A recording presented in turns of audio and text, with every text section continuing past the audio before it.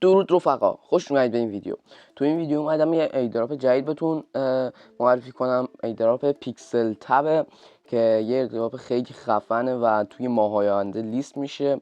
همین الان هم میتونید به والتتون وصلش کنید که آموزش وصل کردنش رو فردا براتون میذارم. این محیط برنامه است که اونجا همون سکه است و پایینش میتونید ببینید که چقدر امتیاز براتون جمع کرده، یا میتونید بزنید رو سکه خودتون جمع کنید، یا اینکه میتونید بزنید رو همون دکمه پایینش و کاملا جمعش کنید. دیگه نیاز نباشه که کلیک کنید روش، یه جا جمع میکنه.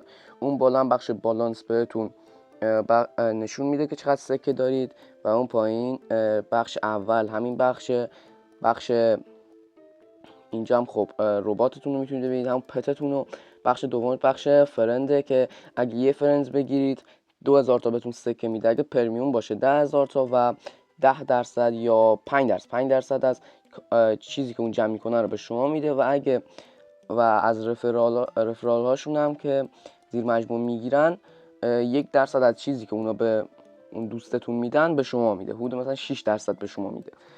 بخش سوم بخش فایته که ما باید با این پتامون بریم و آپدیتشون کنیم و بریم با پتای بقیه بجنگیم. میتونیم همین پتمون هم بزنیم اینور و یه پت جدید هم میتونیم بخریم، ولی من این بخش رو زیاد پیشنهاد میدم چون گوشی من که لگ میگیره توش. الان میریم یه دستم با هم میزنیم، گوشی من لگ میگیره تو این بخش، ولی نمیدونم اگه برای شما اوکی میتونید بزنیدش. و این بخش چیز خاصی نداره، فقط فایتون میزنید، منتظر میمونید یه حریف براتون پیدا کنه. پایین قدرت ها رو نوشته و دیگه هیچ، فقط اون جایی که بهتون میگه رو باید بزنید، تون بزنید روش که جون اون ربات حریف ازتون کم شه. که اینجا ببینید برای من لگ میگیره یکم، ولی اگه مال شما اوکیه میتونید خودتون بازی کنید. اینجا نمیدونم چیه این پیکارنا، میگه یکیشو انتخاب کن که اشتباه انتخاب کردیم. اینجا میگه بازم یکیشو انتخاب کن که ما هم باز اشتباه انتخاب کردم اینجا. بعد دوباره میگه بزن چی بزن؟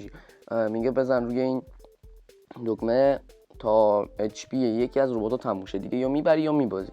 که اگه گوشتون مثل من لگ بگیره توی بازیش حتما میبازید، مگه اینکه حریفتون خیلی مغزش تاپ داشته باشه که بتونید ببرید. و صبر میکنیم که تموم شه این بخش که بریم سراغ بخشای بعدیش.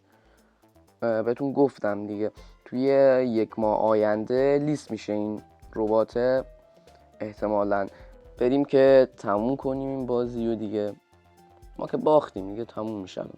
ببینید الان 4000 تا از من کم کرد. اگه برنده باشید بهتون 4000 تا اضافه میکنید. خب بخش بعدی بخشیه که نشون میده نفرات برتر از لحاظ رفرال گرفتن یکم مشکل دارم با گفتنش. رفرال گرفتن که چقدر فرند جمع کردن و اینا که میتونید ببینید توی این بخش چهارم که الان میارمش. خب اینجاست که هفتگی جایزه میده بهشون، هر کس بتونه فرند بیشتری جمع کنه بهشون جایزه میده. که من الان 0 فرندم و هیچی نتونستم جمع کنم. البته فعلا جمع نکردم، میتونم جمع کنم بعداً، ولی خب بیخیالش شدم چون به نظرم چیز زیاد مهمی نیست. البته اون سکای میده که خوبه و اقدام میکنم بهش. بخش آخرم بخش ریواردزه که یه دیلی ریواردز داره که میزنید و کلایم میکنید، روزانه یه مقداری سکه بهتون میده. و اون بالا هم دیلی کمبوه که شما باید 4 تا از این حیوونا رو انتخاب کنید و چکو بزنید تا حیوانایی که انتخاب کردید رو چک کنه. اگه درست باشه بهتون مقداری سکه میده که من الان نمیدونم کدومن، یه چند تاشون شانسی میخوام بزنم، ولی آخر ویدیو براتون قرار میدم کدوما اصلیاشن که بتونید بزنید شما حتما مال امروزشو. بذارید من اون آبیه رو میذارم اول، اون حیوانه رو سبزش هم میذارم کنارش، اون پت خودم هم میذارم اونجا، اون مشتیه هم خوش نمیاد اونم میذارم اونجا. بعد 4 تا رو که تکمیل کردید یه چک میزنید.